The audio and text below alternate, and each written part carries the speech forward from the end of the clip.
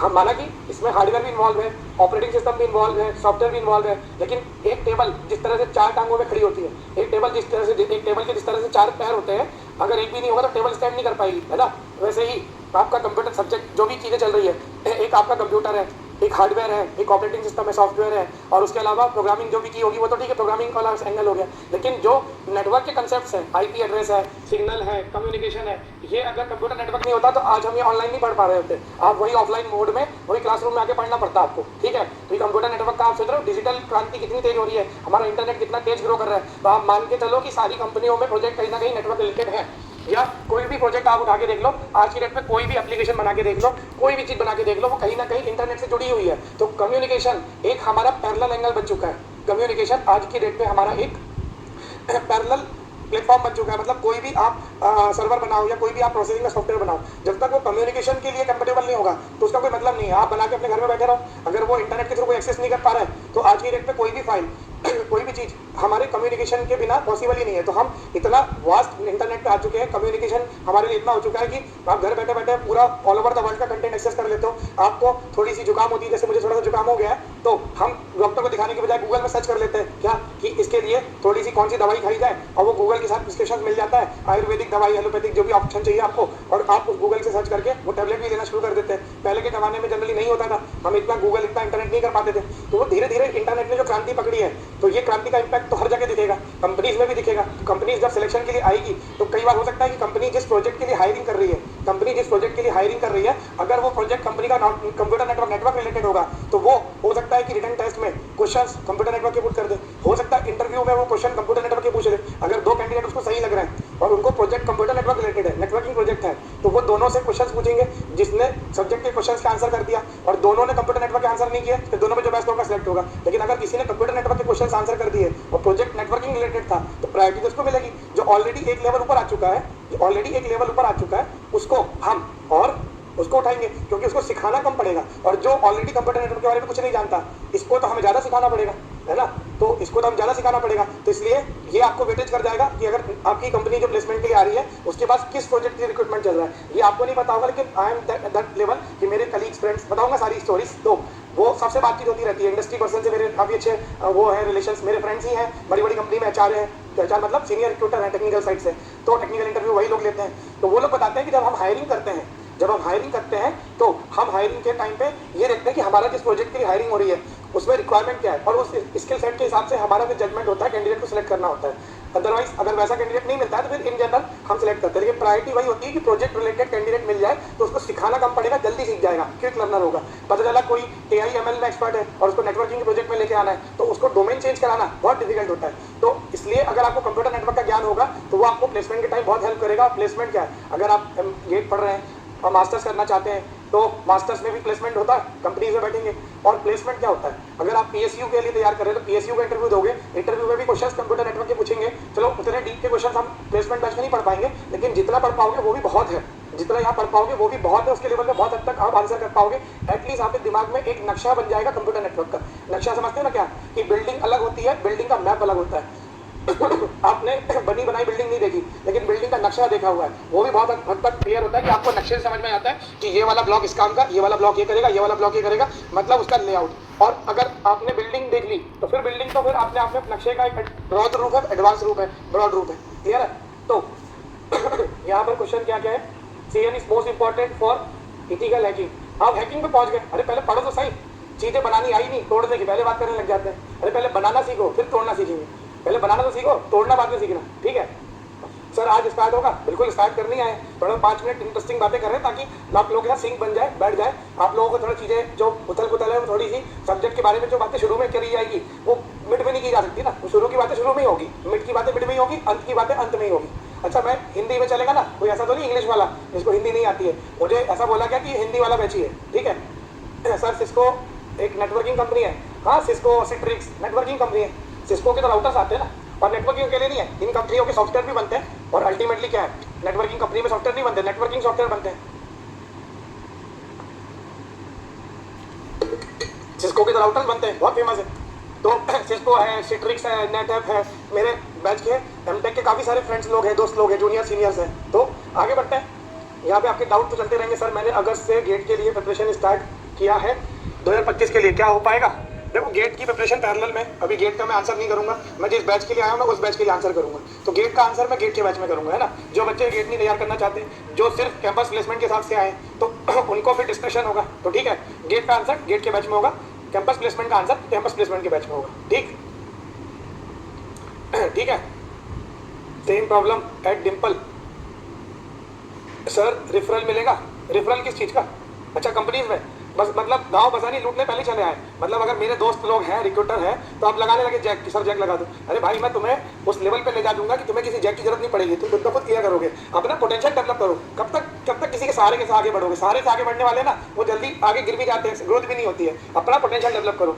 मैं हमेशा अच्छे लोगों का कॉन्टैक्ट बनाए रखता हूँ। मैं उनसे सिर्फ सजेशन लेता हूँ, उनसे सलाह लेता हूँ, उनसे कभी जैक नहीं लगवाता हूँ। मेरे पहचान इतने लेवल पे होती है, लेकिन मैं कभी किसी से नहीं बोलता कि मेरे लिए सिफारिश कर दो। सिफारिश जैसे वर्ड से मैं खूब चिढ़ता हूँ। मैं चाहता हूँ कि आप बड़े लोगों से कॉन्टेक्ट रखो, वो बड़े लोग आपको कैरियर गाइडेंस दें। वो गाइडेंस लाख रुपए की चीज होती है, सिफारिश उसके सामने 54 रुपए की चीज है। सिफारिश से आप आगे तो बढ़ जाओगे, लेकिन अंदर से खोखले रहोगे।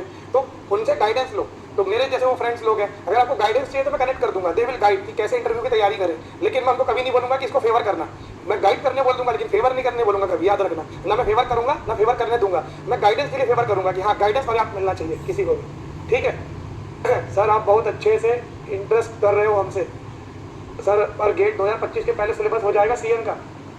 वो सीएन गेट का सीएन का सिलेबस आराम से हो जाएगा। ठीक है, वो गेट की क्वेरीज आपकी वो हो जाएगी, चिंता मत करो। ये पढ़ने आए हो तो मतलब ये तो पढ़ ही लो। अगर गेट की तैयारी कर रहे हो तो इसको तो बिल्कुल मिस मत करना। ठीक है। Sir I am from mechanical willing to get it placement. बिल्कुल होगा, मैकेनिकल वालों का क्यों नहीं होता प्लेसमेंट भाई। बड़ी कंपनियां जो होती हैं, स्पेशली गूगल, माइक्रोसॉफ्ट, तो बोलती है किसी भी ब्रांच से हो, हमारा रिटर्न टेस्ट निकाल लो। अगर हमारा रिटर्न टेस्ट निकाल लोगे तो हम आपको सेलेक्ट कर लेंगे, भले आप कौन सी ब्रांच से हो, हमें ब्रांच फर्क नहीं पड़ता। ये छोटी मोटी कंपनियों के नखरे होते हैं कि नहीं हमको फिर भीड़ छाटनी है तो हम ये वाले बैच को, ये वाली ब्रांच को अलाउ नहीं करेंगे। बड़ी कंपनियां नहीं करती है सर नखरे। ठीक है। Sir I am from mechanical, दिसंबर में खत्म होगा सर सीएन वो शेड्यूल करने वाले बताएंगे कब शुरू होगा कब खत्म होगा, मुझे नहीं पता ना आगे कब शुरू होने वाला है ना। ठीक। सर गाइडेंस के लिए लिंक्डइन बता दीजिएगा। मैं अभी लिंक्डइन में फिलहाल नहीं हूँ, थोड़ा 3 महीने का मैंने ब्रेक लिया सोशल मीडिया से, तो 3 महीने के बाद मैं वापस ऑन हो जाऊंगा, तो मैं कनेक्ट रहूंगा। वैसे भी टेलीग्राम चैनल है, you can contact with me. तो हमारा रिटर्न टेस्ट मतलब कौन सा टेस्ट? रिटर्न टेस्ट मतलब कौन सा टेस्ट, समझा नहीं मैं। रिटर्न टेस्ट जो कंपनी के रिटर्न टेस्ट होते हैं उसकी बात कर रहा हूँ मैं। तो चलो सब्जेक्ट तो आगे तो बढ़ा है, हम यहीं पे अटके रहेंगे, अभी तक हमारी एक स्लाइड भी आगे नहीं बढ़ी है ना। तो शुरू करें, क्या बोलते हो? क्योरीज बहुत सारी है, क्योरीज को आंसर करते जाएंगे धीरे धीरे करके, सब्जेक्ट तो बढ़ाए। ठीक है। जैसे जुलूस होता है ना, जुलूस, कोई जुलूस देखा आपने? स्पेशली बारात जो कैसे रेंगते आगे बढ़ती है, हर 2 कदम पे रुक जाती है, फिर नाचने वाले नाचने गाना शुरू कर देते हैं। तो वैसे ही हम हर 2-2 मिनट में आपकी क्योरीज को एड्रेस करते चलेंगे, पढ़ते चलेंगे, एड्रेस करते चलेंगे, पढ़ते चलेंगे। इंटरेस्टिंग भी बना रहेगा सेशन, आपके आंसर भी होते रहेंगे और साथ साथ पैरेलल पढ़ाई भी होती रहेगी। ठीक है। तो हम स्टार्ट करते हैं। हमारा जो सब्जेक्ट है कंप्यूटर नेटवर्क। ठीक है। अभी इसको प्लेसमेंट के पॉइंट ऑफ व्यू से मैं पढ़ा रहा हूँ, बट अभी आप भूल जाओ, बस इसको सब्जेक्ट का इंट्रोडक्शन मान के चलो। ये 5 दिन में सब्जेक्ट का इंट्रोडक्शन होने वाला है। इंट्रोडक्शन से आपको बहुत कुछ पता चल जाएगा सब्जेक्ट के बारे में। फिर बात करेंगे कि इंट्रोडक्शन के आगे क्या होता है, वो आगे की बात आगे करेंगे। ठीक है। तो अगेन फिर यही है ना कि सर गेट के लिए ये इंपॉर्टेंट है।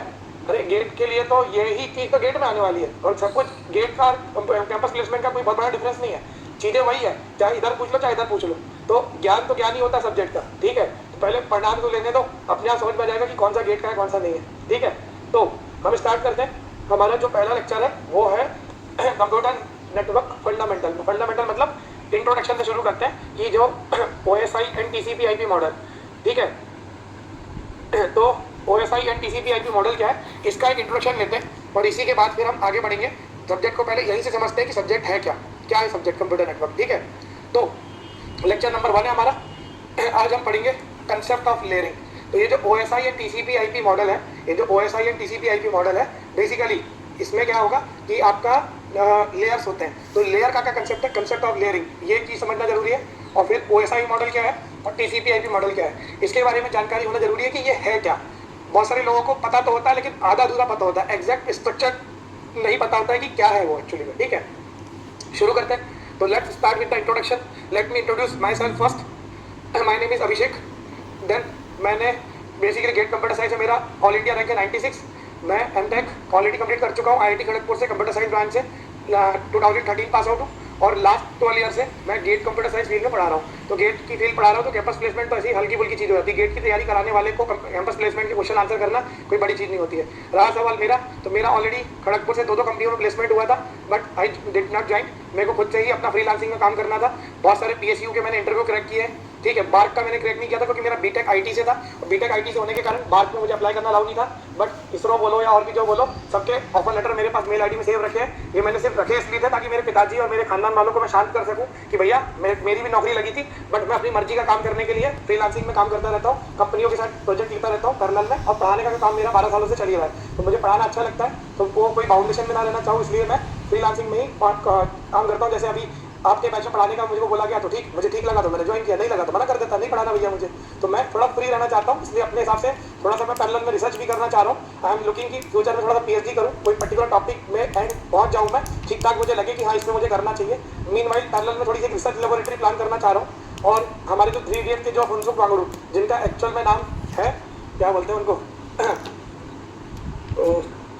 नाम ही भूल गया उनका असली नाम जो भी है ना। तो रिसेंटली मैं मिला था उनसे, काफ़ी इंटरेस्टिंग पर्सन है, ठीक है, काफ़ी इंटरेस्टिंग पर्सन है। नाम मैं भी जैसे याद नहीं आ रहा, ये तो मैं मिलता ही रहता हूँ उनसे, और वो बहुत बढ़िया डाउन टू अर्थ है। उनसे लेके काफ़ी इंस्पायर हूँ कि हाँ कैसे अपने लोकल लेवल पर चीज़ें सेटअप की जाए। तो उसी दिशा में, उतना तो नहीं जितना वो है, वो तो पहाड़ है, मैं तो छोटा सा तिनका उनके सामने। तो वैसे ही मैं अपना कुछ सेटअप प्लान करना चाह रहा हूँ, पैरेलल में धीरे धीरे अपनी एक्टिविटी को आगे ग्रो करना चाहता हूँ। तो मेरे पास क्रेडेंशियल बहुत है, 2 स्लाइड बढ़ जाए, बट मुझे अपने क्रेडेंशियल खुद बताने का शौक नहीं है। लेकिन क्या होता है कि PW का प्रोटोकॉल है, तो फिर उसके हिसाब से बताना पड़ता है कि आपका क्रेडेंशियल बताओगे, थोड़ा सा स्टूडेंट को ट्रस्ट आता है कि हमको जो पढ़ाने आया है वो इनएक्सपीरियंस नहीं है, वो ऑलरेडी बहुत सारी दुनिया देख के आ चुका है, तो हमें गाइड सही करेगा। तो ये भी सही है। जब कोई किताब में फर्स्ट पेज में राइटर के बारे में पढ़ते हो, जब किसी किताब में फर्स्ट पेज में राइटर के बारे में पढ़ते हो, तो फर्स्ट पेज में राइटर के बारे में पढ़ते हो तो लिखा होता है ना कहाँ है प्रोफेसर है और कहाँ से PhD करी है, कितने साल का एक्सपीरियंस है। तो वही सारी चीज़ें जो है वो आपका फर्स्ट पेज में लिखा होता है, तो इसलिए फिर मुझे लिखना पड़ा। अदरवाइज मैं अपने मुझे अपनी तारीफ कभी आज तक कभी नहीं किया, यही करना पड़ रहा है मुझे।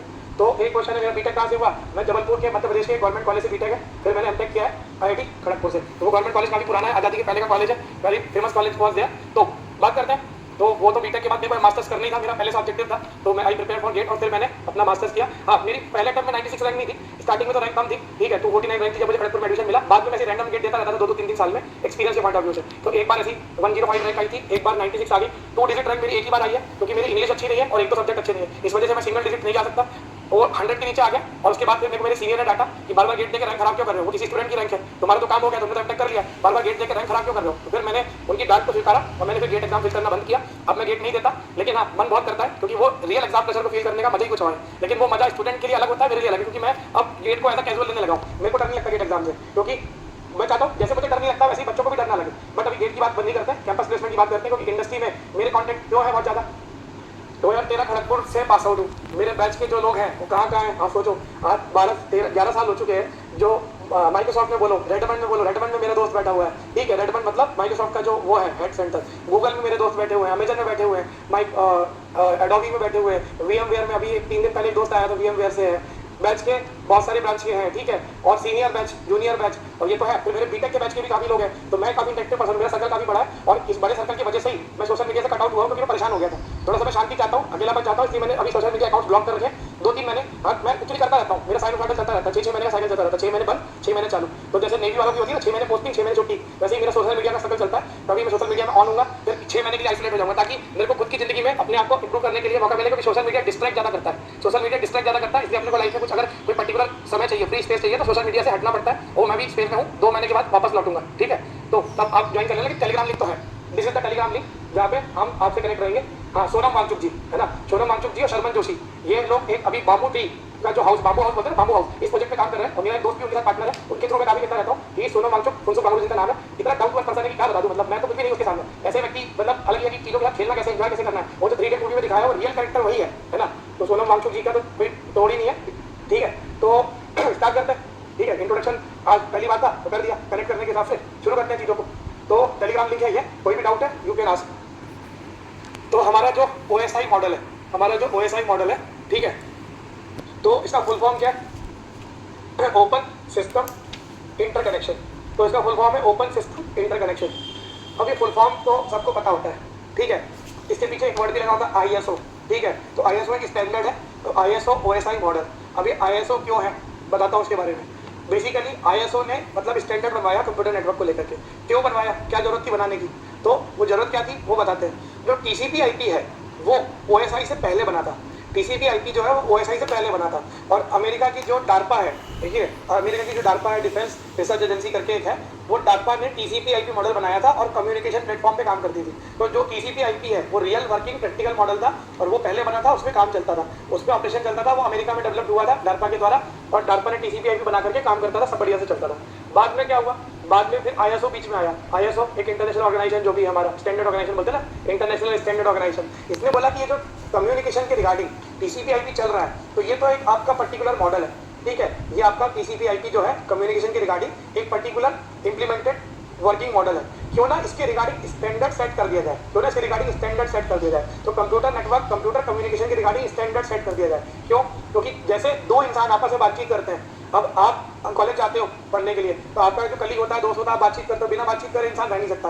Human is a social person, मनुष्य एक सामाजिक प्राणी है, वो बिना बात किए नहीं रह सकता, वो इन्फॉर्मेशन एक्सचेंज करेगी। आप अपने दोस्त से बात कर लेते हो कॉलेज में, लेकिन आप अपने रिलेटिव से बात कर लेते हो घर आके फैमिली फंक्शंस में, लेकिन कभी कभार ऐसा होता है कि आप किसी पर्सन से नहीं मिल पाते हो, बहुत लंबे समय से नहीं मिल पाते हो, तो क्या करते हो, फिर आप किसी पर्टिकुलर डे प्लान करते हो कि उसके पास मिलेंगे, जाके बात करेंगे। लेकिन धीरे धीरे क्या हुआ कि एक समय ऐसा आया कि दो अलग अलग शहर में लोग रहेंगे और उनके बीच में डेटा एक्सचेंज करने के लिए क्या करें, तो राजा महाराजाओं क्या करते थे, राजा महाराजाओं के टाइम वो एक दूत भेजते थे जिसमें वो अपना संदेशा लिख के और संदेशा को देकर के दूत को बोलते थे जाके तो फलाने राजा को देख के आओ, तो वो जाता था और देख के आता था। फिर बाद में इंसान ने क्या किया, थोड़ा दिमाग का यूज करना शुरू किया कि दूध को भेजना और दूध जाएगा और समय लगाएगा और खाएगा, पैसा खर्चा करेगा, बहुत कुछ है, तो उन्होंने कबूतर को ट्रेन कर लिया। आपने वो गाना भी सुना होगा सलमान खान की मूवी का, कबूतर जा जा करके नहीं गाना, जिसमें कबूतर के पैर में एक संदेशा बांध दिया जाता था और कबूतर को ट्रेन कर दिया जाता था कि तुम्हें बस वही जाना है। तो हर दिशा के लिए अलग अलग कबूतर था, अगर सिटी ए जाना है कबूतर ए, सिटी बी कबूतर बी, सिटी सी कबूतर सी, सिटी डी कबूतर डी, इनको ट्रेन कर दिया। अगर कबूतर को यहाँ से रिले किया तो वो पर्टिकुलर वही जाएगा जहाँ के लिए कबूतर ट्रेन किया गया और वो वहाँ जाकर के संदेशा ड्रॉप कर देगा, वापस आएगा। तो कबूतर को यूज करना भी एक प्रोटोकॉल है, कबूतर को ट्रेन करना भी एक प्रोटोकॉल है, कबूतर को सिखाना भी कि तुमको ये करके वापस आना है। तो वैसे ही जैसे वो दिमाग लगाते थे, तो धीरे धीरे क्या हुआ, अब हम टेक्नोलॉजी की दिशा में आ गए। उसके पहले आप ये देखो कि हम किसी दो लोग अलग अलग शहर में रहते हैं, दो लोग अलग अलग शहर में रहते हैं, तो उनके लिए पोस्टल मैनेजमेंट सिस्टम आया, उनके लिए पोस्टल मैनेजमेंट सिस्टम आया कि हम स्पीड पोस्ट करवाते थे। तो जैसे स्पीड पोस्ट काम करता है, पिन कोड के थ्रू लोकेशन आइडेंटिफाई होती है और फिर आपका पोस्टमैन घर जाके डिलीवर करके आता है। तो आप ये देखो कि कैसे कैसे पोस्टल सिस्टम काम कर रहा है। जैसे जैसे पोस्टल सिस्टम काम कर रहा है, अब हम कंप्यूटर के युग में आ गए, हम आ गए कंप्यूटर के युग में। अब कंप्यूटर के युग में आने के बाद हम कंप्यूटर के थ्रू प्रोसेसिंग करने लगे, हम कंप्यूटर के थ्रू प्रोसेसिंग करने लगे, थोड़ा भाग हमारे लिए आसान हो गया। कंप्यूटर के पहले कंप्यूटर के छोटे भैया आए थे जिनका नाम था कैलकुलेटर। कंप्यूटर के पहले कंप्यूटर के जो छोटा वर्जन था जिसका नाम था कैलकुलेटर। जब कैलकुलेटर आया, कैलकुलेटर से हमारी गणना, जिसको बोलते हैं गणक, कैलकुलेटर को हिंदी में बोलते हैं गणक, ठीक है।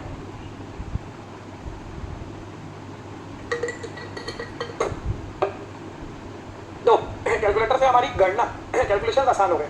फिर गणना को बड़े रूप में करना है, ब्रॉड कैलकुलेशंस करने हैं, तो फिर कैलकुलेटर का अपग्रेडेड वर्जन बना कंप्यूटर, जो हाई कंप्यूटेशन के लिए बना। ठीक, हम कंप्यूटर का यूज करके high level processing, high level computation करने लगे। लेकिन धीरे धीरे हमें दो कंप्यूटर के बीच में इंफॉर्मेशन एक्सचेंज करने की जरूरत पड़ने लगी। क्यों? जब किसी कंप्यूटर ने कोई गणना, कोई कैलकुलेशन करके रख लिया है, तो वो इंफॉर्मेशन, जो कैलकुलेशन इसने कर लिया, वही कैलकुलेशन अगर दूसरा कंप्यूटर भी करेगा तो फिर दोनों एक ही काम को रिपीट करेंगे। जब किसी कंप्यूटर ने वो कैलकुलेशन पहले ही परफॉर्म कर लिया है, तो दूसरा क्यों परफॉर्म करे? दूसरा उस रिजल्ट को यूज नहीं कर सकता, तो यस कर सकता है। तो मुझे उस कंप्यूटर से इस कंप्यूटर डेटा कैसे मूव करवाऊंगा? How I can move? जो डेटा ऑलरेडी प्रोसेस्ड है, उस प्रोसेस डेटा को यहाँ कैसे ट्रांसफर करूँ ताकि इसको भी प्रोसेस ना करना पड़े, सेम वर्क रिपीट ना करना पड़े। दूसरा, अगर इसके पास कोई फाइल है और वो फाइल इस कंप्यूटर में एक्सेस करना है, तो वो यहाँ से वहाँ कैसे मूव होगी? तो दो कंप्यूटर के बीच में कम्युनिकेशन की बारी आई। जब कम्युनिकेशन की बारी आई तो अमेरिका की डार्पा ने फिर इनके नेटवर्किंग रिलेटेड चीजें बनानी शुरू करी और एक वर्किंग मॉडल बना दिया, टीसीपी आईपी। फिर बाद में आईएसओ ने बोला नहीं, ये आने वाले फ्यूचर की बहुत बड़ी नीड है और इसके हिसाब से हमको प्रॉपर एक स्टैंडर्ड बनाना है, और प्रॉपर स्टैंडर्ड के हिसाब से वर्किंग चालू हुई। फिर जैसे हमारे संविधान के लिए कमेटी बनी थी, वैसे ही आईएसओ ने ओएसआई मॉडल के रिगार्डिंग कमेटी बनाई। जो लोग डार्पा में काम करते थे उनमें से कुछ लोगों को सिलेक्ट किया, कुछ बाहर से लोग किया और उनको बोला एक जनरल मॉडल बनाओ, जो जनरल मॉडल बनाओ ताकि वो अगर कोई अपने लिए नेटवर्किंग के सॉफ्टवेयर बनाना चाहे तो उस जनरल मॉडल को स्टडी करके अपने हिसाब से बना सके। जैसे टीसीपी आईपी बना था, तो टीसीपी आईपी किसी को देख के नहीं बना था, बट टीसीपी आईपी एक स्पेसिफिक मॉडल है, उसको छोड़ो, एक जनरल मॉडल बनाओ ताकि एक प्रॉब्लम के रिगार्डिंग मल्टीपल सॉल्यूशंस लिखो कि किसी समस्या को सॉल्व करने के लिए क्या क्या अल्टरनेटिव है, ऐसे भी कर सकते हैं, वैसे भी कर सकते हैं, वैसे भी कर सकते हैं। टीसीपी आईपी ने क्या किया? हर प्रॉब्लम के रिगार्डिंग एक पर्टिकुलर सॉल्यूशन इंप्लीमेंट किया। टीसीपी ने कोई अल्टरनेट यूज नहीं किया, जो उसको बेहतर लगा वो उसने ऑप्ट किया। तो टीसीपी जो है आपका वर्किंग मॉडल है, वो भी कंसेप्चुअल मॉडल लेकिन वर्किंग मॉडल है, और ओएसआई जो है उसका सुपर सेट है। OSI जो है वो TCP IP का सुपर सेट है। तो इसका बोला गया ISO OSI model, Indian standard sorry international standard organisation ने ओपन सिस्टम इंटरकनेक्शन मॉडल बनाया और ये आपका कंसेप्चुअल मॉडल है। What is the meaning of conceptual model? ये पेपर में है, एक ड्राफ्टेड है कि कोई समस्या का सॉल्यूशन क्या है। तो कोई समस्या इंग्लिश में लिखी है, सॉल्यूशन भी इंग्लिश में लिखा है। तो समस्या है, उनके सॉल्यूशन, और इसी समस्या के अगर अल्टरनेट सॉल्यूशन अवेलेबल है तो इस OSI में उस प्रॉब्लम के अल्टरनेट सॉल्यूशन भी लिखे गए हैं और हर सॉल्यूशन के रिगार्डिंग बताया गया है कि किसका क्या फायदा होगा, किसका क्या नुकसान होगा। मतलब किसी भी समस्या के मल्टीपल सॉल्यूशंस हो सकते हैं और सॉल्यूशंस में अपने आप में एडवांटेज ड्रॉबैक हो सकते हैं कि कोई समस्या का सॉल्यूशन ये फायदा नुकसान देगा, ये सॉल्यूशन ये फायदा नुकसान देगा, ये सॉल्यूशन ये फायदा नुकसान देगा। तो OSI ने एक जनरल रूल बता दिया कि आप इनमें से कोई भी यूज कर सकते हैं, आप अपनी सुविधा के हिसाब से जो लगे वो यूज कीजिए। मैंने जनरल बना के रख दिया, तो जनरल वो कंसेप्ट है वो बना है। और OSI में बेसिकली क्या है, OSI की अगर बात करें तो OSI बेसिकली आपका सेट ऑफ फंक्शंस है। मतलब आपको क्या करना है, एक कंप्यूटर से डेटा दूसरे कंप्यूटर में लेके जाना है, तो एक कंप्यूटर से डेटा दूसरे कंप्यूटर में जाएगा, उसके रिगार्डिंग पूरी प्रोसीजर होगी, ये करेंगे फिर ये करेंगे फिर ये करेंगे फिर ये करेंगे, मतलब स्टेप्स होंगे, मतलब टास्क होंगे, फंक्शन होंगे। तो ये सारे फंक्शन को अगर मैं ग्रुप में कैटेगराइज कर दूँ, तो अगर मान लो एक फाइल को एक कंप्यूटर से दूसरे कंप्यूटर लेके जाने के लिए अगर मैं फंक्शंस जो भी काम होगा, जो भी टास्क होगा, क्या मैं इसको ग्रुप में कैटेगराइज कर दूँ? कर सकता हूँ। अगर आपके घर में कोई फंक्शन होने वाला है तो शुरुआत से लेकर के आप देखो कि कार्ड प्रिंट करना, इनविटेशन भेजना, फिर हॉल बुक करना, फिर लोग क्या बोलते हैं ये गेस्ट को इनवाइट करना, ये डिस्ट्रीब्यूट करना, बहुत सारे काम होते हैं। तो कामों को अगर एक सीक्वेंस में लिखा जाए कि शुरू से लेकर अंत तक सारे कामों को लिस्टिंग किया जाए और वो लिस्टेड कामों की ग्रुपिंग कर दी जाए, वो लिस्टेड कामों की ग्रुपिंग कर दी जाए कि ये वाला इतने से इतने तक ये पर्सन संभालेगा, ये यहाँ से यहाँ तक ये संभालेगा, तो ग्रुपिंग कर दो कास्ट की। तो वही होता है लेयर, वही कहलाता है लेयर। तो what is layer? OSI is a 7 layer architecture. मतलब पूरे OSI में एक कंप्यूटर से दूसरे कंप्यूटर, मतलब दो कंप्यूटर के बीच में कम्युनिकेशन करने के लिए जो भी सीक्वेंस है, जो भी प्रोसीजर है, जो भी प्रोटोकॉल है, जो भी फंक्शंस है, उन सबको हमने कुल 7 ग्रुप में कैटेगराइज कर दिया। 7 ग्रुप में 7 लेयर ऑफ आर्किटेक्चर। अब आप बोलोगे 7 में क्यों किया, 70 में क्यों नहीं किया? एक सोफिस्टिकेटेड नंबर उनको ठीक लगा कि उन्होंने बोला कि आपके घर में फंक्शन है, तो उन्होंने बोला कि जो कार्ड बांटने वाली टीम है वो ये रहेगी, जो क्या बोलते हैं वेन्यू के लिए जो भी खाना वाने का अरेंजमेंट करने वाली टीम अलग होगी, जो क्या बोलते हैं कार्ड की प्रिंटिंग करवानी है उनकी टीम अलग होगी, जो बाकी सामान परचेस करने वाली टीम अलग होगी। तो आपने काम को एक पर्टिकुलर वे में कैटेगराइज किया। तो आपके घर में जितने भी लोग थे सारे मेंबर के बीच में काम का बंटवारा कर लिया कि आप ये करेंगे, आप ये करेंगे, आप ये करेंगे, आप ये करेंगे। वैसे ही आपके कॉलेज में टेक फेस्ट होता है तो वो टेक फेस्ट को संभालने के लिए जिम्मेदारियां होती है। जैसे मेरे कॉलेज में टेक फेस्ट होता था तो मैं ही रिस्पॉन्सिबल होता था संभालने के लिए, ठीक है। फिर मेरे अंदर जो पूरे दोस्त लोग टीम जो जूनियर होते थे सबको डिस्ट्रीब्यूट करना कि आप ये टीम, आप ये टीम, आप ये टीम ऐसे काम करेंगे। तो बंटवारा करना पड़ता है, डिस्ट्रीब्यूशन करना पड़ता है। OSI ने भी काम का बंटवारा किया, डिस्ट्रीब्यूशन किया। तो साथ रखने के पीछे लॉजिक ये है कि जो सारे फंक्शन IP एड्रेस रिलेटेड है वो एक ग्रुप में कर दिया, जो सारे फंक्शन मैक एड्रेस रिलेटेड है एक ग्रुप में कर दिया। मतलब उनकी ग्रुपिंग करने के पीछे कुछ ना कुछ लॉजिक था मतलब उनकी ग्रुपिंग करने के पीछे कुछ ना कुछ लॉजिक था जिसकी वजह से वो कैटेगराइज हुए, जिसकी वजह से वो डिवाइड हुए, ठीक है। तो देखते हैं वो कौन कौन से फंक्शन है, क्या क्या है। तो मैंने आपको पहले ही बता दिया क्या कि TCP IP पहले बना था, OSI बाद में बना था। TCP IP एक जनरल मॉडल है, वर्किंग मॉडल है, उसमें हर प्रॉब्लम का एक ही सॉल्यूशन है और जो यूज कर रहा है वही सॉल्यूशन है।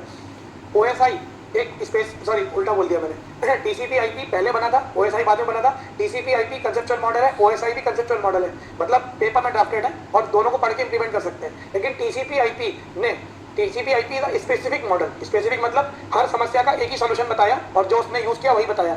OSI is a general model. General मतलब कि वो बोल रहा है कि किसी भी समस्या के मैं मल्टीपल सॉल्यूशन बताऊंगा, जो जो पॉसिबल होंगे सब बताऊंगा, आपको कौन सा यूज करना है, यू हैव टू चॉइस। तो एक प्रकार से TCP IP is a subset of OSI model. एक प्रकार से TCP IP is a subset of OSI model. क्यों? क्योंकि उसने जो सॉल्यूशन बताए वो सारे सॉल्यूशन OSI में तो लिखे हैं, बट OSI ने उसके अलावा अल्टरनेट सॉल्यूशंस भी दिए हैं। तो TCP IP एक स्पेसिफिक हो गया है, OSI आपका जेनरिक हो गया है, जेनरिक मॉडल है, ठीक है। तो OSI में 7 लेयर होती है और ये 7 लेयर जो होती है ये हॉरिजॉन्टल लेयर है ये 7 लेयर जो है ये आपकी हॉरिजॉन्टल लेयर है, ठीक है। These are the horizontal layers, clear है। तो ये हमारी हॉरिजॉन्टल लेयर्स हैं। अब हॉरिजॉन्टल क्यों बोलते हैं, वर्टिकल क्यों नहीं बोलते? क्योंकि आपने जो फंक्शंस को डिवाइड किया है वो हॉरिजॉन्टल है।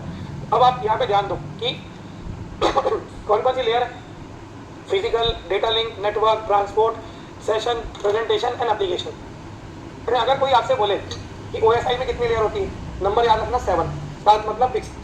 अगर आपसे बोले कि वो what is who is the layer 1 मतलब फर्स्ट लेयर कौन सी है, तो फर्स्ट लेयर कभी भी एप्लीकेशन लेयर को मत बोलना।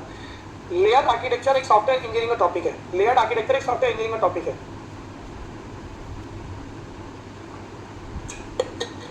लेयर आर्किटेक्चर एक सॉफ्टवेयर इंजीनियरिंग का टॉपिक है, और जो बॉटम मोस्ट लेयर होती है फिर उसी को बोला जाता है लेयर 1। जो बॉटम मोस्ट लेयर होती है, जो लोएस्ट लेयर होती है, जो बॉटम मोस्ट या लोएस्ट लेयर होती है उसी को बोला जाता है फिजिकल लेयर। और जो टॉप मोस्ट होती है, हाईएस्ट लेयर होती है ना, जो हाईएस्ट लेयर होती है वो आपकी लेयर एन कहलाती है। तो नीचे से गिनती गिन लो, 1 2 3 4 5 6 7, टोटल कितनी 7 लेयर। तो अगर कभी आपसे कोई वर्ड बोले लेयर 1 तो बस फिजिकल होगी, ठीक है। अब क्वेश्चन ये आता है कि इन लेयर को याद करना है, तो याद करने की जरूरत क्यों है? आप प्रैक्टिस इतनी करोगे, पढ़ोगे इतने कि अपने आप याद हो जाएगी। मतलब जैसे आपको कभी किसी नए शहर में शिफ्ट होते हो तो आप शहर की सड़कों को याद करते हो, रोड को याद करते हो कि अच्छा यहाँ जाना है तो यहाँ से यहाँ मुड़ के जाना है, यहाँ जाना तो यहाँ से यहाँ मुड़ के जाना है। अरे भाई याद कर क्यों रहे हो? रोज रोज चलोगे रोड अपने आप याद हो जाएगी, रोज रोज चलोगे रोड अपने आप याद हो जाएगी। तो याद करने की कोशिश मत करो, याद अपने आप हो जाएगी। इतने बार चलो, इतने बार उस रोड में मूव करो कि रोड अपने आप याद हो जाए। काहे को याद कर रहे हो? वैसे ही इन लेयर का सीक्वेंस, कोई बोलता है कि अलग अलग कोड वर्ड बनाते हैं, इंटरनेट में तो रील बनती है आजकल कि भैया इस कोड वर्ड से इन लेयर को याद कर लोगे। अरे लेयर याद उनको करना पड़ता है जो कम पढ़ते हैं। आप इतना बार पढ़ो, इतना आगे पढ़ो, थोड़ा थोड़ा आगे पढ़ो, तो बार बार चीज़ों को देखोगे तो अपने आप रट जाएगी, है ना। तो physical, data link, network, transport, session, presentation, application. Layer 1 lowest layer, layer 2 3 4 5 6 7। अब क्वेश्चन एक बन सकता है प्लेसमेंट में, क्या इंटरव्यू में भी बन सकता है और आपका रिटर्न में भी बन सकता है कि यूजर कौन सी लेयर से इंटरेक्ट करता है। तो याद रखना, जो यूजर है वो आपका हमेशा एप्लीकेशन लेयर से इंटरेक्ट करता है। मतलब यूजर के लिए OSI मॉडल एक एब्स्ट्रैक्शन है, यूजर के लिए OSI मॉडल एक एब्स्ट्रैक्शन है, वो सिर्फ एप्लीकेशन लेयर से बातचीत करता है। बाकी नीचे किसी भी लेयर से यूजर डायरेक्टली इंटरेक्ट नहीं कर सकता, नीचे किसी भी लेयर से यूजर कभी भी डायरेक्टली इंटरेक्ट नहीं कर सकता, पहली चीज। अब आगे बात करते हैं, चैनल में डेटा ट्रांसमिट करने का काम कौन करता है? चैनल में डेटा ट्रांसमिट करने का काम फिजिकल लेयर करता है। मतलब जो भी चैनल होगा, जो भी मीडिया होगा, वहां पे डेटा पुट करने का काम कौन करेगा? फिजिकल लेयर करेगा। तो क्वेश्चन आता है कि एप्लीकेशन लेयर से डेटा नीचे डाउन होकर फिजिकल लेयर पे आएगा, फिजिकल लेयर चैनल में ट्रांसमिट करेगा। Yes, physical layer is a hardware, physical layer is a hardware. तो अब क्वेश्चन ये आता है यहाँ पर कि OSI जो है वो हार्डवेयर है कि सॉफ्टवेयर है? माना कि कंसेप्चुअल मॉडल है, अगर इस कंसेप्चुअल मॉडल के बेसिस पे आप अपना वर्किंग मॉडल बनाना चाहो, आप बोलो कि इसमें OSI में एक प्रॉब्लम के मल्टीपल सॉल्यूशंस है, एक प्रॉब्लम के मल्टीपल सॉल्यूशंस है, ठीक है। आप बोलोगे एक प्रॉब्लम के मल्टीपल सॉल्यूशन है, तो अमंग देम जो बेस्ट लग रहा है वो चूज करो, और जो सॉल्यूशन जो बेस्ट सॉल्यूशन आपको लग रहा है वो सारे चूज करो और उनको इंप्लीमेंट करके एक वर्किंग मॉडल बनाओ। तो मुझे बताओ, जब आप OSI मॉडल को इंप्लीमेंट करोगे, OSI का एक TCP/IP की तरह एक वर्किंग मॉडल बनाओगे, इंप्लीमेंट करोगे, तो हार्डवेयर में बनाओगे कि सॉफ्टवेयर में बनाओगे? Hardware plus software, very good. तो हार्डवेयर प्लस सॉफ्टवेयर। तो याद रखना कि OSI में कुछ सॉफ्टवेयर होता है, कुछ हार्डवेयर होता है। ये तो डेटा लिंक लेयर है, जो डेटा लिंक लेयर है यहाँ बना दो, ये जो डेटा लिंक लेयर है इसका कुछ पोर्शन हार्डवेयर में आता है और कुछ आपका सॉफ्टवेयर में आता है। तो यहाँ पर आपका जो हार्डवेयर HW लिख दो शॉर्ट में, हार्डवेयर, और ये आपका सॉफ्टवेयर। थोड़ा कोड वर्ड में लिख के समय बचाते हैं ना। तो ये सॉफ्टवेयर हो गया, ये हार्डवेयर हो गया। तो OSI is a combination of both. जो फिजिकल लेयर है वो तो प्योर हार्डवेयर है, but what about data link layer? तो डेटा लिंक लेयर का कुछ पोर्शन, जो लोअर वाला पोर्शन है वो हार्डवेयर है और अपर वाला पोर्शन जो है वो सॉफ्टवेयर है। और ये जो हार्डवेयर है ये बेसिकली आपका नथिंग, ये जो आपने NIC कार्ड के बारे में सुना है, नेटवर्क इंटरफेस कार्ड, जो मदरबोर्ड से अटैच होता है, तो वो NIC कार्ड में ही बहुत सारी चीजें इंप्लीमेंटेड होती है regarding what? Physical layer and the data link layer का जो हार्डवेयर वाला पार्ट है, ठीक है। अब ये तो हार्डवेयर का समझ में आता है कि हार्डवेयर जो है NIC कार्ड है, जो आपके मदरबोर्ड में लगा होगा, अटैच्ड होगा। I am talking about what? I am talking about कि ये जो सॉफ्टवेयर है, ये सॉफ्टवेयर आपको अपने कंप्यूटर में, लैपटॉप में अलग से इंस्टॉल करना पड़ता है कि बाय डिफॉल्ट इंस्टॉल आता है? ये जो सॉफ्टवेयर है वो आपके कंप्यूटर में अलग से इंस्टॉल करना पड़ता है कि पहले से इंस्टॉल हो गया आता है? ये OSI मॉडल आपके कंप्यूटर में इंस्टॉल करना पड़ता है कि पहले से इंस्टॉल होता है?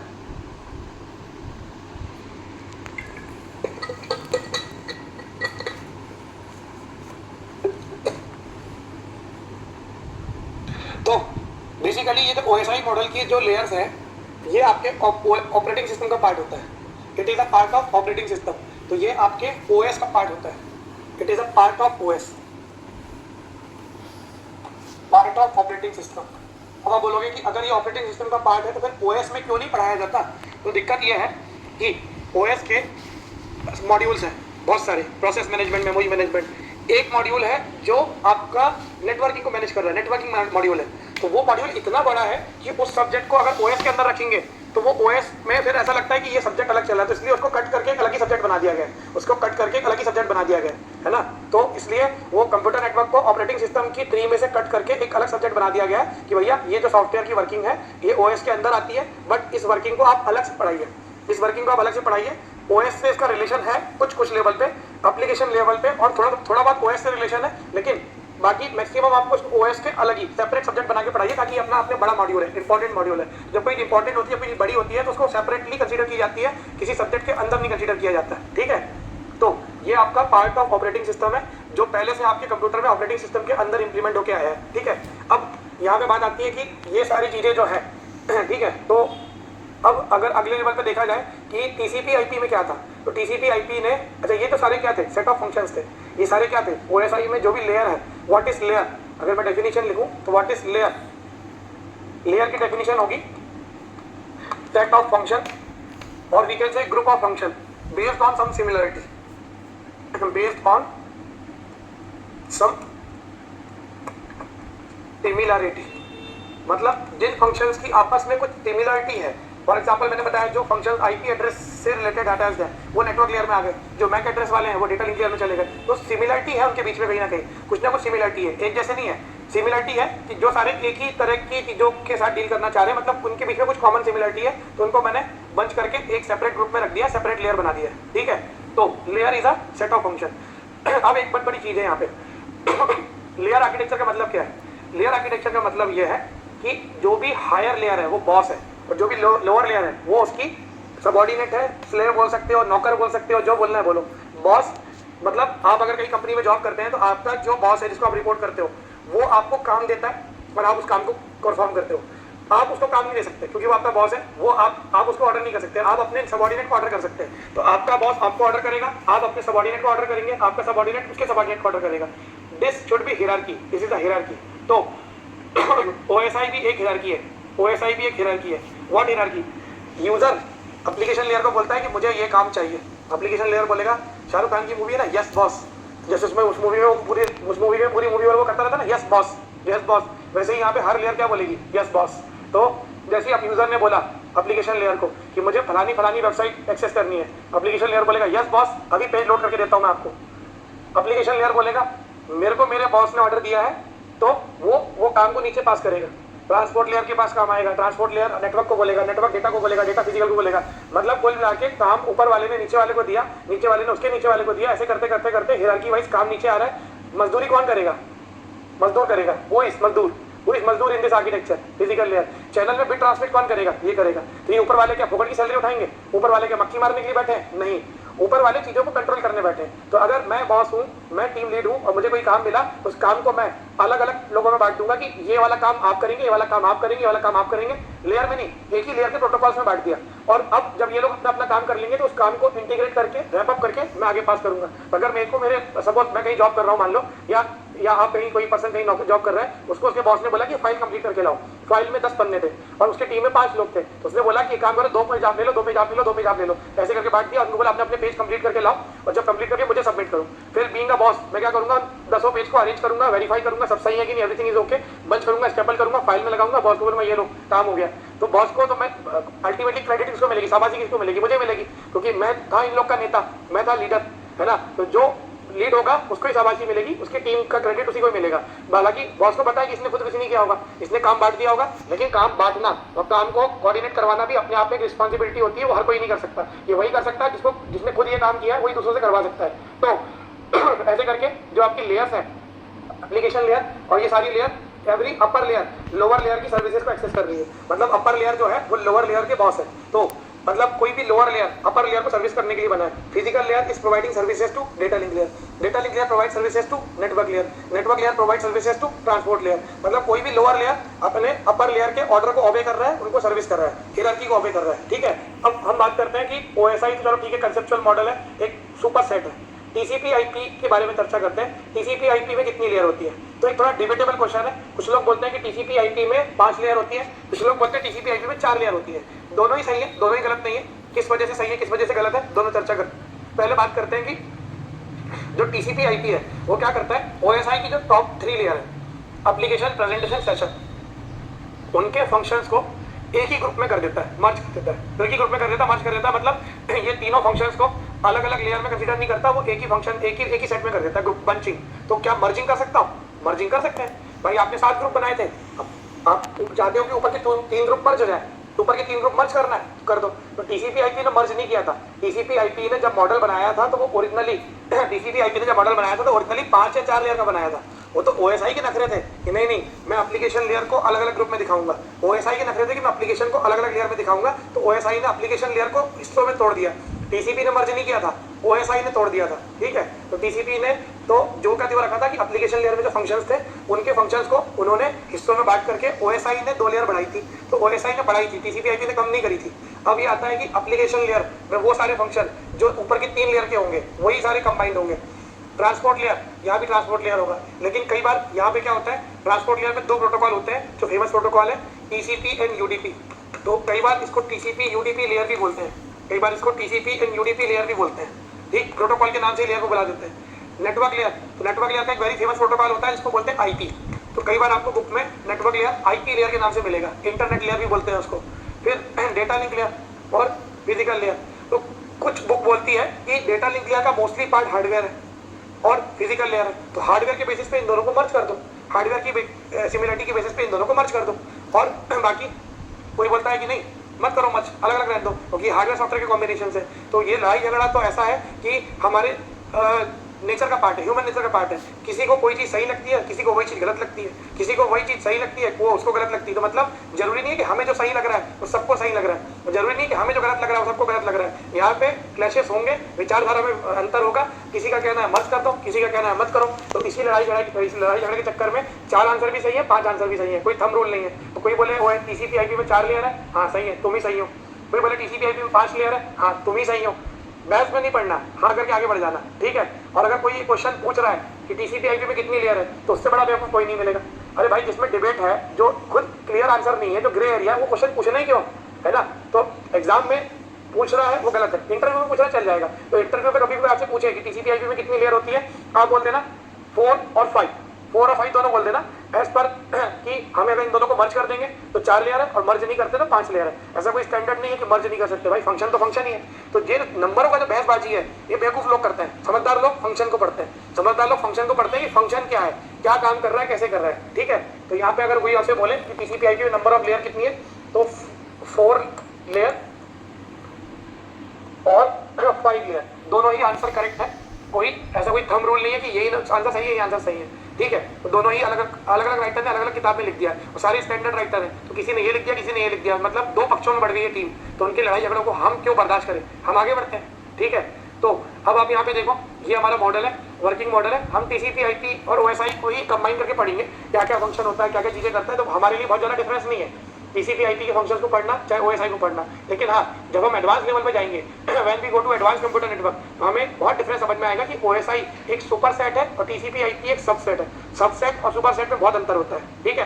तो layer 1 physical layer, layer 2 data link layer, layer 3 network layer, layer 4 transport layer. यहाँ तक कोई दिक्कत नहीं, बस यहाँ पे है कि लेयर 7 आपका एप्लीकेशन लेयर होता है और यहाँ पे लेयर 5 आपका एप्लीकेशन लेयर होता है। तो बहुत ज़्यादा डिफरेंस नहीं आता है इसकी वजह से। देन अब क्वेश्चन यहाँ पे ये आता है कि ये जो OSI मॉडल है इसके रिगार्डिंग बहुत सारे क्वेश्चन हमारे बन जाते हैं। तो 1-2 क्वेश्चन तो मैंने यही दिखा दिया आपके, क्या कि यूजर कौन सी लेयर से इंटरेक्ट करेगा, यूजर हमेशा एप्लीकेशन लेयर से इंटरेक्ट करेगा, ये एक क्वेश्चन बनता है। Who is responsible for transmitting bits over the channel, which layer, physical layer. OSI में बॉटम मोस्ट लेयर कौन सी होगी, फिजिकल लेयर होगी। टॉप मोस्ट लेयर कौन सी होगी, एप्लीकेशन लेयर होगी। OSI में कितने नंबर है, कितनी लेयर है, OSI में कोई डाउट नहीं है, कोई डिलेमा नहीं है, 7 मतलब 7। जो बहस है वो इसी की है, ठीक है। OSI में तो बता सकते हो 7 लेयर होती है, इनके नाम पूछे नाम भी बता सकते हो, सीक्वेंस पूछे सीक्वेंस भी बता सकते हो। बट इतने क्वेश्चन, इतने इजी क्वेश्चन अगर कंप्यूटर नेटवर्क में पूछने लगेगा तो फिर हो गया कंपनी का बंटा था। कंपनी अगर आपको कंप्यूटर नेटवर्क में फिल्टर आउट करना ही चाहती है, पूछना ही चाहती है, तो थोड़ा ढंग के क्वेश्चन पूछे। लेयर के सीक्वेंस में पूछने से क्या मतलब, लेयर का नाम पूछने से क्या मतलब, लेयर की फंक्शनलिटी पे क्वेश्चन आना चाहिए कि लेयर करता क्या है, what is the purpose of that layer. Clear है। तो आगे बढ़ते हैं। अब इसमें कैटेगराइजेशन तो बहुत ज़्यादा होता है कि हमारी जो ट्रांसपोर्ट लेयर एंड अबव जो होता है वो होस्ट लेयर कहलाता है, और जो नेटवर्क लेयर एंड बिलो कहलाता है मीडिया लेयर। क्योंकि एक्चुअल मूवमेंट का काम ये 3 लेयर ही करती है, एक्चुअल मूवमेंट का काम ही 3 लेयर ही करती है। तो इसको मैं थोड़ा सा एक एक करके समझूंगा कि क्या कैसे क्या चीज़ें काम कर रही है, हर एक लेयर का फंक्शन क्या है, कैसे हायर लेयर लोअर लेयर को ऑर्डर करती है और कैसे लोअर लेयर उस ऑर्डर को फुलफिल करने के लिए अपने लोअर को ऑर्डर करती है, और ये हायरार्की चेन ऑफ कमांड बोलते हैं इसको, ऐसे पास होती है, फिर कैसे वो एग्जीक्यूट होता है। ये पूरी फंक्शनलिटी का इंट्रोडक्शन हम समझेंगे हमारे इस इंट्रोडक्शन वाले पार्ट में। तो कोई डाउट है तो पूछो, और अगर चीज़ें क्लियर है तो give the clear signal so that हम आगे बढ़े। अभी जो मैंने बताया उसके रिलेटेड कोई डाउट है तो पूछो। फ्यूचर के क्वेश्चंस को फ्यूचर में डिस्कस करेंगे।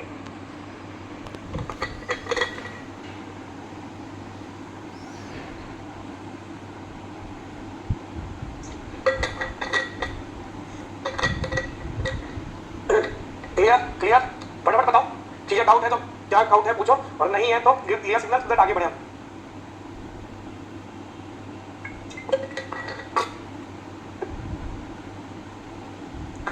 ठीक है, आगे बढ़ते हैं। तो यहाँ पे हम बात कर रहे हैं एप्लीकेशन लेयर की, मतलब ये जितनी भी लेयर है इनके फंक्शंस को समझते हैं और फंक्शन का सीक्वेंस समझते हैं, ताकि क्या कैसे रोल प्ले कर रहे हैं वो पूरा एक इंट्रोडक्शन समझते हैं ठीक से। ठीक है, तो यहाँ पे हम बात कर रहे हैं एप्लीकेशन लेयर की। मैंने एक लाइन सबसे पहले यहाँ पे बता दी है कि जो यूजर है ठीक है, वो एप्लीकेशन लेयर से इंटरेक्ट करता है। ठीक है, हम शुरुआत कर रहे हैं एप्लीकेशन लेयर से कि एप्लीकेशन लेयर के function, then presentation, session, transport, network, data, physical, इन सब के फंक्शंस का इंट्रोडक्शन लेते हैं, और फिर इनके बाद इन सारी लेयर के कौन कौन से फंक्शंस हमें प्लेसमेंट पॉइंट ऑफ व्यू से इंपॉर्टेंट है उनके बारे में थोड़ा सा और चर्चा करेंगे, और प्लेसमेंट में कैसे क्वेश्चन पूछे जाएंगे, क्या पूछे जाएंगे वो। तो जैसे मैंने आपको अभी यहाँ पे बता दिया कि चैनल पे ट्रांसमिट करने का काम फिजिकल लेयर का, यूजर इंटरेक्ट करेगा एप्लीकेशन लेयर से। ठीक है, OSI में 7 लेयर होती है, ये तो पता होना चाहिए। It's a conceptual model, OSI is conceptual model, TCP IP भी कंसेप्चुअल मॉडल है, लेकिन ये वो कंसेप्चुअल मॉडल है जो एक्चुअल में इंप्लीमेंटेड है, और ये जो कंसेप्चुअल मॉडल है वो भी इंप्लीमेंट किया जा सकता है, लेकिन इसमें से आपको छटनी करनी पड़ेगी। छटनी मतलब ये सुपर सेट में से आपको वर्किंग मॉडल बनाना पड़ेगा, किसी प्रॉब्लम के अल्टरनेट सॉल्यूशंस में से एक इफेक्टिव सॉल्यूशन चूज करना पड़ेगा और उसको इंप्लीमेंट करना पड़ेगा। ठीक है, एप्लीकेशन लेयर की बात करते हैं। एप्लीकेशन लेयर के फंक्शंस क्या है, फंक्शंस पढ़ते पढ़ेंगे, पहले एप्लीकेशन लेयर क्या है वो पढ़ते हैं। नेटवर्क एप्लीकेशन प्रोग्राम होता है। अब ये प्रोग्राम क्या होता है, आप लोग में से बताओ प्रोग्राम की डेफिनेशन क्या है। अगर आप प्लेसमेंट की तैयारी कर रहे हो तो अगर आपसे किसी ने पूछा कि व्हाट इज प्रोग्राम, आप क्या आंसर करोगे इंटरव्यू में। अगर आपसे इंटरव्यू में पूछ लिया व्हाट इज प्रोग्राम, आप क्या आंसर करोगे। आपको मैं शाम का प्रोग्राम नहीं पूछ रहा हूँ, आपका मैं कल का प्रोग्राम नहीं पूछ रहा हूँ। क्या बोलोगे, सर मेरा शाम का कुछ प्रोग्राम नहीं है, आज मैं मूवी जाने का प्रोग्राम कर रहा हूँ, है ना, वो वाला प्रोग्राम नहीं। कंप्यूटर प्रोग्राम क्या होता है। एक आंसर आया है गौरव का, program is a function, program is a function. और बताओ, करेक्ट करो फटाफट, लिखते जाओ, इंटरेक्ट करोगे तभी तो पता चलेगा कि आपके अंदर से क्या क्या आंसर आ रहे हैं। आप कितने परफेक्ट हो खुद को इवैल्यूएट करो। या किसी के सामने हीरो बनने के लिए नहीं आए हो, और अगर गलत होगा तो होने दो, क्या है दूसरे वाले की नजर में गलत होने से कोई हम बुरे थोड़ी बन जाएंगे। ठीक है, सेट ऑफ इंस्ट्रक्शन, ठीक है, सेट ऑफ इंस्ट्रक्शन। तो program is a set of instruction. एक प्रोग्राम जो होता है वो सेट ऑफ इंस्ट्रक्शन होता है, कंटिन्यूस इंस्ट्रक्शंस होते हैं। ठीक है, तो जो भी हमको टास्क परफॉर्म करना है, जो भी हमें काम करना है, उस काम के रिगार्डिंग हम सीक्वेंस ऑफ इंस्ट्रक्शन लिखते हैं। सी लैंग्वेज में लिखते हो, जावा में लिखते हो, C++ में लिखते हो, पाइथन में लिखते हो, दुनिया जहाँ की लैंग्वेज है। ठीक है, तो टास्क की जगह इंस्ट्रक्शन बोलो, तो sequence of instruction, set of instruction हो गया प्रोग्राम एक। अब मुझे बताओ कि जो आप इंस्ट्रक्शंस लिखते हो वो किसी प्रोग्रामिंग लैंग्वेज में लिखते हो। प्रोग्रामिंग लैंग्वेज को कंपाइलर नहीं समझता, प्रोग्रामिंग लैंग्वेज को CPU नहीं समझता है। CPU एक ही भाषा समझता है, 0 और 1। CPU एक ही भाषा समझता है, बाइनरी जिसको बोलते हैं मशीन कोड। तो CPU 0 1 की भाषा ही समझता है। तो हम कभी भी क्या करते हैं किसी भी जो प्रोग्राम है उस प्रोग्राम को हम क्या करते हैं कि कंपाइलर की मदद से मशीन कोड में कन्वर्ट कर लेते हैं, बाइनरी में कन्वर्ट कर लेते हैं, कंपाइल कर लेते हैं। लैंग्वेज ट्रांसलेटर बोलते हैं उसको, है ना, उसको क्या बोला जाता है, लैंग्वेज ट्रांसलेटर। तो हम किसी प्रोग्राम को जो हाई लेवल इंस्ट्रक्शन में लिखा गया है, हाई लेवल प्रोग्राम में लिखा गया, हाई लेवल लैंग्वेज में लिखा गया है, उसको कंपाइलर की मदद से, ट्रांसलेटर की मदद से ट्रांसलेट करते हैं मशीन कोड में, बाइनरी में। अब आप ये बताओ कि आपके जो अगर विंडोज ऑपरेटिंग सिस्टम आप यूज करते हो तो एक .exe फाइल होती है, वो एग्जीक्यूटेबल फाइल होती है। क्या वो एग्जीक्यूटेबल फाइल एक प्रोग्राम है या नहीं? क्या वो एग्जीक्यूटेबल फाइल एक प्रोग्राम है या नहीं? सॉफ्टवेयर भी बोल सकते हो। What is software? Software is basically set of programs. Program is a set of instruction, software is a set of program. मतलब किसी टास्क को करने के लिए बहुत सारे प्रोग्राम लगेंगे, उन सारे प्रोग्राम का कलेक्शन होता है सॉफ्टवेयर। तो leave about software, I am talking about एक एग्जीक्यूटेबल फाइल है। तो एग्जीक्यूटेबल फाइल हमारा प्रोग्राम है या नहीं? एग्जीक्यूटेबल फाइल हमारा प्रोग्राम है या नहीं? एग्जीक्यूटेबल फाइल जो है EXE फाइल है वो हमारा वर्चुअल प्रोग्राम है। आपने अगर ऑपरेटिंग सिस्टम पढ़ा होगा तो उसमें बोला जाता है वर्चुअल प्रोग्राम। वो एक वर्चुअल प्रोग्राम है जिसको हम जब रन करेंगे तब वो मेन मेमोरी में लोड होगा और वो एग्जीक्यूट होगा। तो वो जो एग्जीक्यूटेबल फाइल है .exe फाइल है, ठीक है, जिसको हमने क्या किया है, कंपाइलर के मतलब हमने हाई लेवल लैंग्वेज में प्रोग्राम लिखा था, उसको हमने कंपाइलर के थ्रू मशीन कोड में कन्वर्ट कर लिया है, एग्जीक्यूटेबल कोड में कन्वर्ट कर लिया है। और एग्जीक्यूटेबल कोड आपका हार्ड डिस्क में स्टोर है, डेस्कटॉप में स्टोर है, कोई भी फोल्डर में स्टोर है, बट वो हार्ड डिस्क में, मेन मेमोरी में नहीं है, रैम में नहीं है। तो वो .exe फाइल जो हार्ड डिस्क में रखी हुई है वो एक प्रोग्राम है। क्लियर है? और जब हम किसी प्रोग्राम को एग्जीक्यूट करते हैं तो लोडर उस प्रोग्राम को मेन मेमोरी में लोड कर देता है। जब भी हम किसी प्रोग्राम को एग्जीक्यूट करते हैं तो लोडर उस प्रोग्राम को मेन मेमोरी में लोड कर देता है, और जब वो प्रोग्राम मेन मेमोरी में लोड होता है उस प्रोग्राम के रिगार्डिंग एक प्रोसेस कंट्रोल ब्लॉक क्रिएट होता है। और जब प्रोसेस कंट्रोल ब्लॉक क्रिएट हो जाता है और प्रोग्राम मेन मेमोरी में आ गया है, पूरा नहीं आया, पार्शियल भी आएगा तो चलेगा, वर्चुअल मेमोरी का अगर यूज करना चाहते हो तो कर सकते हो। तो जैसे ही वो प्रोग्राम का एग्जीक्यूशन शुरू होने के लिए प्रोग्राम मेन मेमोरी में लोड हुआ, उसको बोलते हैं प्रोग्राम प्रोसेस में कन्वर्ट हो गया है। प्रोग्राम प्रोसेस में कन्वर्ट हो गया है मतलब ऑपरेटिंग सिस्टम में उसकी एंट्री हो चुकी है और ओएस ने उसको एज अ प्रोसेस ट्रीट करना शुरू कर दिया और उसके इंस्ट्रक्शन मेन मेमोरी में आ चुके हैं और उसके रिगार्डिंग एक प्रोसेस कंट्रोल ब्लॉक बन चुका है। तो आप मुझे बताओ कि जब भी आप कभी इंटरनेट चलाने के लिए आपके पास ब्राउजर होते हैं, दुनिया जाके ब्राउजर है, माइक्रोसॉफ्ट में एज होता है, फिर आपका मोजिला होता है, गूगल क्रोम होता है, ओपेरा होता है, और अगर आईफोन की बात करो तो उसमें सफारी होता है। ये सारे ब्राउजर ही है। ये ब्राउजर क्या है? ब्राउजर हार्डवेयर है कि सॉफ्टवेयर है? सॉफ्टवेयर बोलने से अच्छा है कि वो प्रोग्राम है। तो ब्राउजर प्रोग्राम है, यूजर प्रोग्राम बोलो या जो भी है, ठीक है। प्रोग्राम की भी अलग अलग कैटेगरी होती है। There are some system program, there are some user program, जिसको हम बोलते हैं application program and user program, sorry application program and system program. तो ब्राउजर एक आपका बेसिकली आपका यूजर प्रोग्राम है जो यूजर की हेल्प के लिए बना हुआ है, एप्लीकेशन सॉफ्टवेयर हो। ब्राउजर आपका एक एप्लीकेशन सॉफ्टवेयर है जो यूजर की हेल्प के लिए बना हुआ है। तो सॉफ्टवेयर को दो पार्ट में कैटेगराइज किया गया है, सिस्टम सॉफ्टवेयर, एप्लीकेशन सॉफ्टवेयर। तो जो ब्राउजर है वो एक प्रोग्राम है, और जब भी आप कभी इंटरनेट को एक्सेस करना चाहते हो तो आप ब्राउजर को डबल क्लिक करते हो। डबल क्लिक मतलब रन करते हो। जैसे ही ब्राउजर रन होता है, ऑन होता है, ओपन होता है, तो ब्राउजर जैसे ही ओपन होता है वो अल्टीमेटली ब्राउजर एक प्रोसेस में कन्वर्ट हो चुका है। ब्राउजर एक प्रोसेस में कन्वर्ट हो चुका है। उस प्रोसेस को मैं क्या बोलूंगा? नेटवर्क एप्लीकेशन प्रोग्राम या प्रोसेस। तो ब्राउजर आपका एक एप्लीकेशन प्रोग्राम है जो नेटवर्क कम्युनिकेशन के लिए यूज होने वाला है। तो आपके ऐसे बहुत सारे प्रोग्राम होंगे जो कम्युनिकेशन के लिए यूज नहीं होंगे। आपके ऐसे बहुत सारे प्रोग्राम होंगे जो कम्युनिकेशन के लिए यूज नहीं होते होंगे।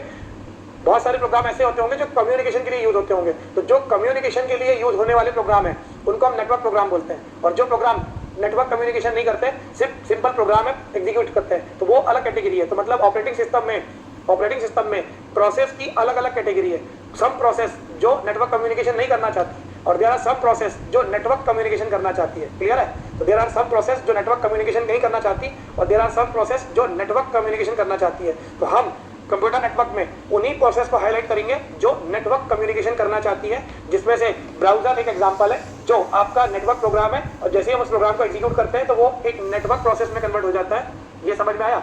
अब बात होती है कि ऑपरेटिंग सिस्टम हर एक प्रोसेस को प्रोसेस आईडी से आइडेंटिफाई करता है, बट वो ओएस आइडेंटिफाई करता है। यहाँ पे याद रखना कि नेटवर्किंग के स्टैंडर्ड ये बोलते हैं कि अगर कोई प्रोसेस नेटवर्क प्रोसेस है, अगर कोई प्रोसेस नेटवर्क प्रोसेस है तो अगर कोई प्रोसेस नेटवर्क प्रोसेस है तो उसको एक पोर्ट नंबर साइन होगा, कितने बिट का?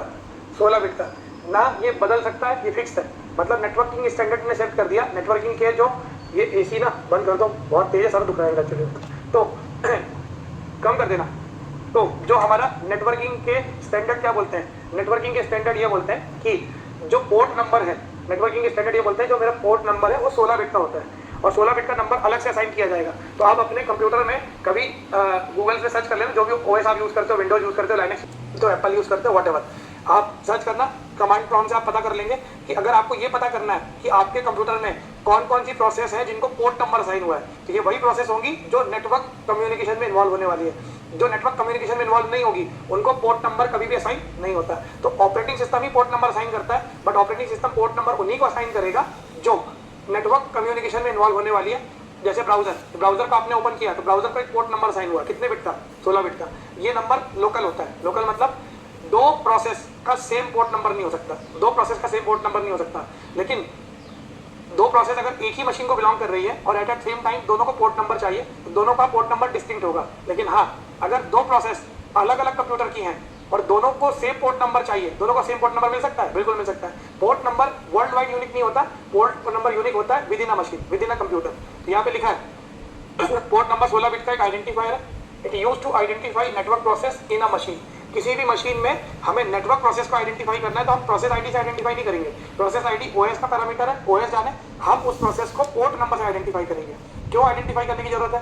क्योंकि आपके कंप्यूटर में at a same time thousands of या hundreds of network process run कर सकती है। तो कौन सी नेटवर्क प्रोसेस किससे कम्युनिकेट कर रही थी, ये ट्रैक रिकॉर्ड मेंटेन करने के लिए हमको पोर्ट नंबर की सहारा लेना पड़ता है। पोर्ट नंबर एक प्रकार का आपका जैसे आईडी हो गया, आइडेंटिफायर हो गया। तो ये याद रखना, पोर्ट नंबर के रिगार्डिंग क्वेश्चन बन सकता है आपसे इंटरव्यू में या रिटर्न में कि पोर्ट नंबर कितने बिट का होता है, तो ये 16 बिट का होता है। क्या port number OS to OS vary करता है? नहीं।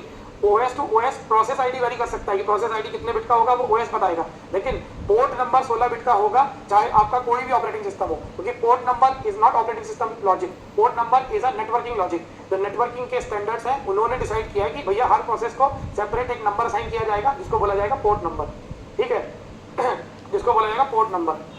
अब यहाँ पे बोल रहे हैं गौरव वार्नेकर कमांड रन करके दिखाओ ना। अरे भाई इंजीनियर तो थोड़ा तो दिमाग लगाओ कि मैं अगर यहाँ पे कमांड रन करने बैठूंगा तो हो जाएगा। अब मैं तो लाइनक्स प्लेटफॉर्म यूज करता हूँ और एक मेरे पास माइक है, विंडोज जनरली मैं यूज करता ही नहीं। तो कहने का ये है कि आप गूगल तो सर्च करो, कुछ तो करो, गूगल में सर्च करो, वो कमांड बताएगा, वो टर्मिनल में आपके विंडोज में कमांड प्रॉम्प्ट होगा, लाइनक्स में टर्मिनल होगा, वहाँ पे रन करो, कमांड को एंटर करो, अपने आप दिखेगा। मतलब कुछ तो हाथ पैर चलाओ, हर चीज पका पकाया थोड़ी चाहिए, तो इसी से आप सीखोगे। तो मैंने आपको हिंट दे दिया, आप सर्च करो गूगल में, क्लास के बाद आपको पता चलेगा पोर्ट नंबर कैसे।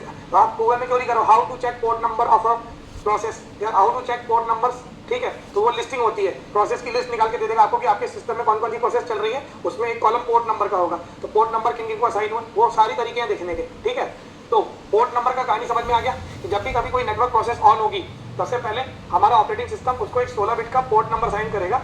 सबसे पहले हमारा ऑपरेटिंग सिस्टम उसको एक 16 बिट का पोर्ट नंबर साइन करेगा, ठीक है। तो इज इट क्लियर?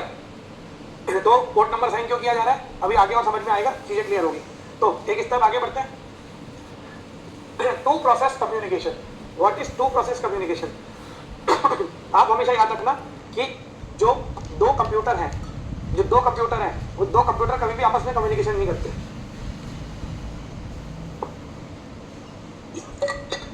दो कंप्यूटर कभी भी आपस में कम्युनिकेशन नहीं करते। कम्युनिकेशन कंप्यूटर की प्रोसेस करती है, फॉर एग्जांपल आप ब्राउजर के थ्रू किसी वेबसाइट को एक्सेस करते हैं तो वो ब्राउजर उस वेब सर्वर से कम्युनिकेट कर रही है, आप कम्युनिकेट नहीं कर रहे हैं। आपके बिहाफ में ब्राउजर एक प्रोसेस है, वो प्रोसेस उस सर्वर से कम्युनिकेट कर रही है। तो जैसे ही आप किसी ब्राउजर को ऑन करते हैं तो ब्राउजर एक प्रोग्राम है जो प्रोसेस में तब्दील हो जाता है, कन्वर्ट हो जाता है और उसको ओएस एक पोर्ट नंबर साइन कर देता है। तो अब वो प्रोसेस अल्टीमेट है जो प्रोसेस में तब्दील हो जाता है, कन्वर्ट हो जाता है और उसको ओएस एक पोर्ट नंबर साइन कर देता है। तो अब वो प्रोसेस अल्टीमेटली ब्राउजर एक प्रोसेस है जो आपके बिहाफ में सर्वर से कम्युनिकेट करने का काम कर रही है और सर्वर में भी एक ना एक प्रोसेस चल रही होगी। तो सर्वर बोलो या नॉर्मल कंप्यूटर बोलो, तो दो कंप्यूटर कभी भी डायरेक्ट कम्युनिकेशन नहीं करते। कम्युनिकेशन अगर होती है तो दो प्रोसेस के बीच में होती है। तो एक प्रोसेस एक कंप्यूटर में चल रही होगी, दूसरी प्रोसेस दूसरी कंप्यूटर में चल रही होगी। तो ये दो प्रोसेस के बीच में आपस में कम्युनिकेशन होने वाला है, ये दो प्रोसेस के बीच में आपस में कम्युनिकेशन होने वाला है। अब क्वेश्चन ये आता है कि दो कंप्यूटर की दो प्रोसेस आपस में कम्युनिकेट कर रही है तो क्या कंप्यूटर की आपकी एक ही प्रोसेस होती है? तो नहीं, आप अपने ब्राउजर के अंदर आप मल्टीपल ब्राउजर ओपन कर सकते हो। जो आप न्यू टैब करते हो, new tab is nothing, separate browser on किया मतलब आपने ब्राउजर जैसी एक और प्रोसेस रन कर दी है, ठीक है। तो आप एक ब्राउजर के एक टैब से फेसबुक से इंटरेक्ट कर रहे हो, दूसरे से इंस्टाग्राम से कर रहे हो, तीसरे से लिंक्डइन से कर रहे हो, चौथे से आप गूगल से कर रहे हो। तो ये चार अगर टैब है, चार अलग अलग सर्वर या चार अलग अलग कंप्यूटर की चार प्रोसेस से कम्युनिकेट कर रहे हैं। और जैसे आप चार अलग अलग सर्वर से कम्युनिकेट कर रहे हो, चार अलग अलग प्रोसेस से कम्युनिकेट कर रहे हो, चार अलग अलग कंप्यूटर की चार अलग अलग प्रोसेस है ना। वैसे ही वो जो कंप्यूटर है अगर गूगल की बात करो तो गूगल के सर्वर पे तो बहुत सारी रिक्वेस्ट आई होगी। तो एक प्रकार का ये मैनी टू मैनी मॉडल होता है, मतलब हम at a one time many process से इंटरेक्ट कर रहे होते हैं। और मैनी प्रोसेस मतलब हमारी एक प्रोसेस मैनी से नहीं कर रही है, वन टू वन मैपिंग है, but one two one mapping एक मैनी टू मैनी मैपिंग में कन्वर्ट हो चुकी है। तो हमारी जितनी भी प्रोसेस है वो अलग अलग सर्वर की अलग अलग प्रोसेस से कम्युनिकेट कर रही है। और कहने का तात्पर्य है कि जो सर्वर है, सर्वर भी अलग अलग क्लाइंट से कोऑर्डिनेट कर रहा है। तो ये एक प्रकार का हम एक नहीं मल्टीपल के साथ कोऑर्डिनेट कर रहे हैं। हम एट अ वन टाइम हमारे सिस्टम में मल्टीपल प्रोसेस रन करके मल्टीपल सर्वर से कोऑर्डिनेट कर रहे हैं। तो it's a many to many mapping. तो ये याद रखना आप कि उन मैनी टू मैनी में आप सिर्फ 1 to 1 याद रखो, उस मैनी टू मैनी में 1 to 1 याद रखो। अगर आप 1 to 1 समझ गए तो फिर वो मैनी टू मैनी समझने में दिक्कत नहीं होगी, मैनी टू मैनी अपने आप समझ में आ जाएगा। तो याद रखना कि एक कंप्यूटर की एक प्रोसेस और एक कंप्यूटर की दूसरी प्रोसेस, तो दो कंप्यूटर की जो प्रोसेस है वो आपस में कम्युनिकेट करेंगी, ठीक है। दो कंप्यूटर की जो प्रोसेस है वो आपस में कम्युनिकेट करेगी, ठीक है। तो अब इनके बीच में कम्युनिकेशन करने के लिए क्या क्या चीज़ें जरूरी है? पहले तो दो कंप्यूटर चाहिए कि नहीं चाहिए? फिर वो दोनों कंप्यूटर आपस में कनेक्टेड होना चाहिए, डायरेक्टली कनेक्टेड हो या इनडायरेक्टली कनेक्टेड हो, कैसे भी हो लेकिन कनेक्शन होना चाहिए उनके बीच में। तो पहले दो कंप्यूटर चाहिए, फिर दो कंप्यूटर के बीच में कनेक्शन चाहिए, फिर तीसरा दोनों कंप्यूटर में एक एक प्रोसेस चाहिए, क्योंकि बिना प्रोसेस के कम्युनिकेशन नहीं होगा। कम्युनिकेशन जो है वो प्रोसेस का ही होता है। तो इधर एक प्रोसेस रन करेंगे, इधर एक प्रोसेस रन करेंगे। नाउ मेरी दो प्रोसेस रेडी है आपस में बातचीत करने के लिए, आपस में कम्युनिकेशन करने के लिए, ठीक है। तो इसको बोला जाता है two process communication, that is known as two process communication. और याद रखना पूरा कंप्यूटर नेटवर्क ही दो प्रोसेस कम्युनिकेशन में है। मतलब आप ये मान के चलो कि आप अगर वीडियो को देख पा रहे हैं तो आपके ब्राउजर, आपके एप्लीकेशन एक प्रोसेस है और वो प्रोसेस सर्वर की एक प्रोसेस के साथ कम्युनिकेट करके डेटा ला के दिखा रही है। तो अभी भी आप जो वीडियो देख पा रहे हैं वो दो प्रोसेस कम्युनिकेशन के मॉडल पे ही चल रही है। अब ये बात अलग है कि एक प्रोसेस आपके मोबाइल लैपटॉप में है, डेस्कटॉप में, और दूसरी प्रोसेस सर्वर पे चल रही है जो जहाँ पे ये PW का वीडियो होस्टेड है, व्हाटएवर। तो दो प्रोसेस आपस में कम्युनिकेट कर रही है और चीजें आपको डेटा मिल रहा है। यहाँ पे लिखा है two network process belongs to different host. दो नेटवर्क प्रोसेस जो अलग अलग मशीन को बिलोंग करती है, communicate over network by exchanging messages. Communicate over network by exchanging messages, मतलब ये नेटवर्क में कम्युनिकेट करेंगी बाय एक्सचेंजिंग व्हाट मैसेजेस। ये मैसेज का आदान प्रदान करेगी, ये मैसेज इसको भेजेगा, ये मैसेज इसको भेजेगा और ये मैसेज के फॉर्म में एक दूसरे से बात करेंगे। अब क्वेश्चन ये आता है कि ये प्रोसेस का डेटा ये वाली प्रोसेस तक कैसे जाएगा? उड़ के नहीं, यही डेटा को यहाँ से वहाँ पहुँचाने के लिए OSI मॉडल है, यही डेटा को यहाँ से यहाँ पहुँचाने के लिए TCP/IP मॉडल है। ये लेयर